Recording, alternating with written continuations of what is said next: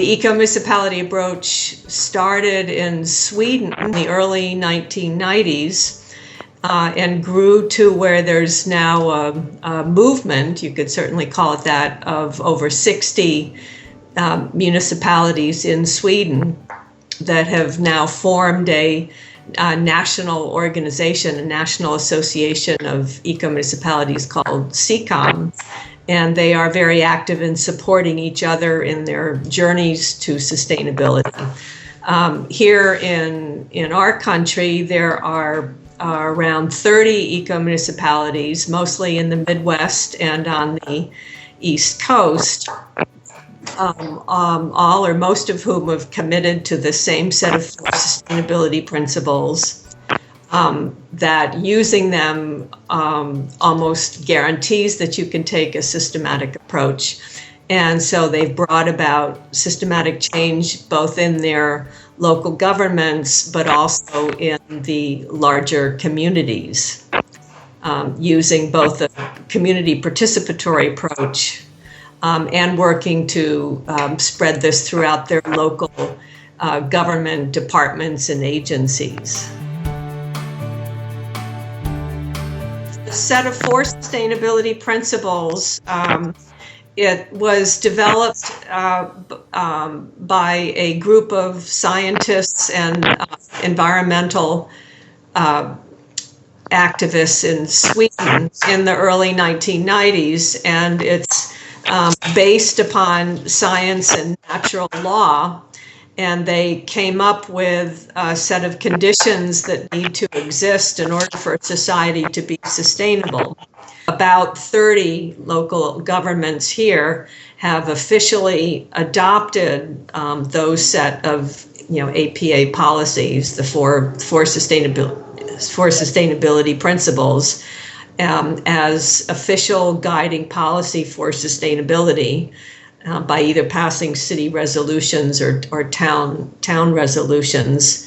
And so they've become part of the town's official guiding policy. The 4 guiding principles of that policy guide were based upon the same set of Swedish conditions for a sustainable society that were created. So that set of APA principles then became the main set of guiding principles for the eco-municipalities in the United States. I am a city and town planner by education and trade. I've had my own consulting practice for the last 20 years.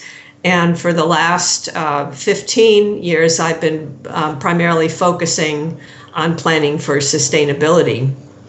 And in the late 1990s, I heard of this remarkable group of municipalities in Sweden that were doing extraordinary things, and had the opportunity to go on a tour of them in 2001. And that tour was led by a planner named Torbjörn Lahti, who was the founder of the Swedish eco-municipality movement. And what I saw on that tour in 2001 changed my life. I had no idea that municipalities anywhere in the world could make such advances. I thought, well, what can I do to bring this to the United States? And the best thing I could think of was to write a book about it. So I emailed Torbjörn and said, would you like to write a book with me about this? And he said, sure, why not? And the rest is history. So we wrote the book that's now called The Natural Step for Communities, which was published in 2004. And we went on a book tour around the United States in 2004-05. And based on that book tour, we held workshops and talked with a lot of local community people and officials. And out of that started the U.S. eco-municipality movement. The Natural Step was the name of the original group of scientists who developed the 4 system conditions for a sustainable society, and they're so these 4 eco-municipality principles are based upon that set developed by the Natural Step organization.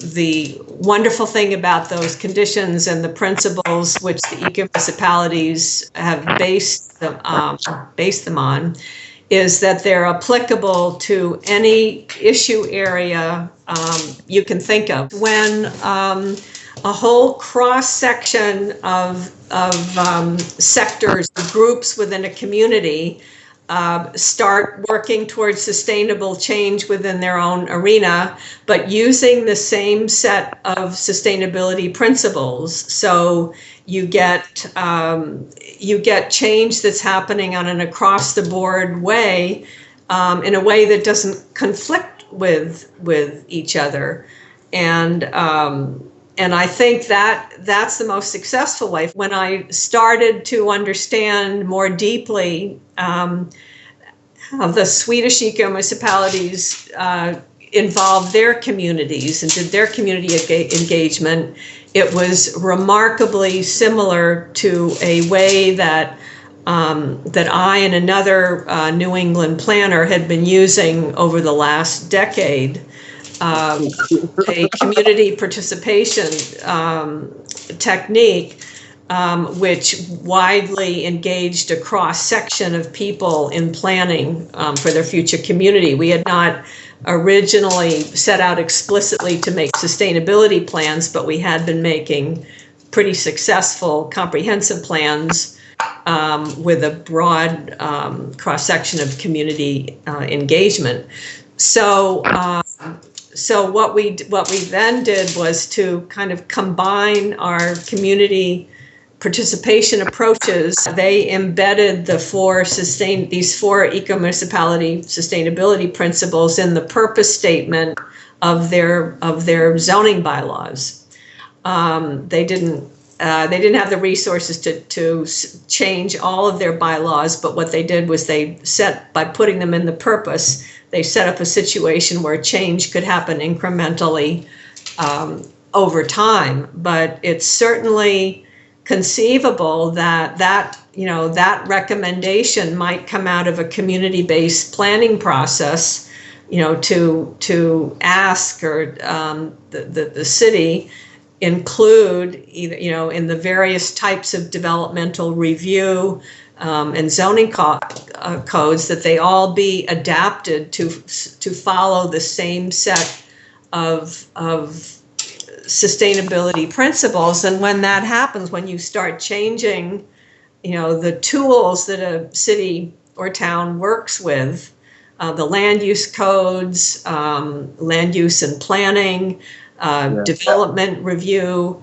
to all go in the same direction, then you get very powerful and quicker moves towards sustainability, again, because all these different city tools are working in the same direction toward the same goal. You were asking when the best time is to do sustainability training for local departments, I believe, and the optimal time of doing it is at the same time as community training processes or community sustainability planning processes are going on, so that again, you've got a broad cross-section of community sectors working at the same time. And then when they get done with their action plans based upon the four principles, hopefully, they can be consolidated into a larger action plan for the whole community. If that's not possible, it can be done at another time, either before the community process or after the community process. But if it's done concurrently, I think people in the community can understand that it is a concurrent process, that plans aren't being made ahead of them before they've had a chance to have input. We worked a few years ago, we were asked by the government of Mexico to work with 3 indigenous communities there, and they were among the 100 poorest communities in Mexico. And they were indigenous people. They spoke their own language. So we had a challenging translation issue, double translation going on. But we held a series of workshops in each of the 3 indigenous communities, and the results were it was wonderful to see the results, how people, again, using the same set of sustainability principles, after a brief introduction of them, they use them themselves to come up with their own set of actions to make their own communities move in a more sustainable direction. It was a wonderful thing to see, and I frankly haven't seen one community of any type where this hasn't worked really well to elicit both, what the community wants itself, but to do it with, the community folks work within this framework of principles to come up with actions that move towards sustainability in a harmonious and orderly way. That when people come up with their own ideas, with their own plans, they're a lot more likely to carry them out than plans or proposals that have been imposed upon them from the outside. And I think that's one of the great keys to success of the eco-municipality approach and its community participation approach. We risk falling into the silo approach to sustainability, where people are just working on individual projects and they don't really connect with each other. And then the projects may start conflicting with each other, and then you've got community conflict, and we know that's no good. I think the more successful eco-municipalities have been the ones where someone, and it can be either someone within the local government, hopefully, and maybe someone outside, are keep it as their responsibility to keep the overview and make sure that the systems approach, where everybody, all involved parties, that means departments, agencies, community organizations, businesses, are still working in this systematic way. When you've had success is when the sustainable way of doing things becomes the natural way of doing things, becomes the everyday way of doing things. Yep. So you get to the point where everyone in the town departments, households in the larger community, community institutions, churches, hospitals, organizations, all internalize these 4 principles and make sure that every decision or every action they take is going in the direction of the 4.